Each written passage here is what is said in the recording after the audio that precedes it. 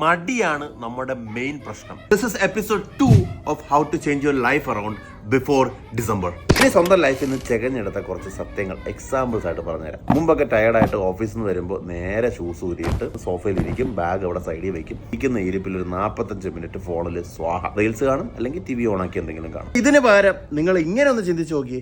വന്ന ഉടൻ തന്നെ ഷൂസ് നേരെ റാക്കിലേക്ക് വെച്ച് ആ ബാഗ് വെക്കേണ്ടടുത്ത് തന്നെ വെച്ച് സോക്സ് ഊരി ലോണ്ടറി ബോക്സിൽ കൊണ്ടിട്ട് കഴിഞ്ഞാൽ ഈ 3 കാര്യങ്ങൾ പിന്നെ ചെയ്യേണ്ടി വരത്തില്ല. ഇത് പറയുമ്പോൾ നിങ്ങൾ വിചാരിക്കും ഫിറ്റ്നസ് ഇതുമായിട്ട് എന്താ ബന്ധം, ഇത് എല്ലാവരും ചെയ്യുന്ന കാര്യമല്ലേ എന്നുള്ളത്. സ്കൂൾ ടൈമിലൊക്കെ നമ്മൾ ചെയ്തുകൊണ്ടിരുന്ന ഒരു പരിപാടിയാണ്. ബാഗ് എടുത്ത് വെച്ചതിന് ശേഷം ഇരുന്ന് ചെയ്യാൻ പറ്റുന്ന ഒരു ഹോബി ചെയ്ത് നമ്മൾ തിരിച്ച് ലൈഫിലേക്ക് കൊണ്ടുവരിക എന്നുള്ളതാണ്. ആ ഒരു ബ്രെയിൻ ഫ്രൈഡ് ആയിരിക്കുന്ന മൊമെന്റ്, വർക്ക് സ്ട്രെസ് കാര്യങ്ങളിൽ നിന്നൊക്കെ നമ്മൾ തിരിച്ച് നമ്മുടെ ഹോബിയിലേക്ക് വരിക എന്നുള്ളതാണ് ആദ്യം ചെയ്യേണ്ട പരിപാടി. നമ്മുടെ ഹോബി എന്തെങ്കിലും ഇഷ്ടമുള്ള ഒരു കാര്യം ഒരു 15-20 മിനിറ്റ് ചെയ്തതിന് ശേഷം നമുക്ക് ആക്റ്റീവ് ആവാം.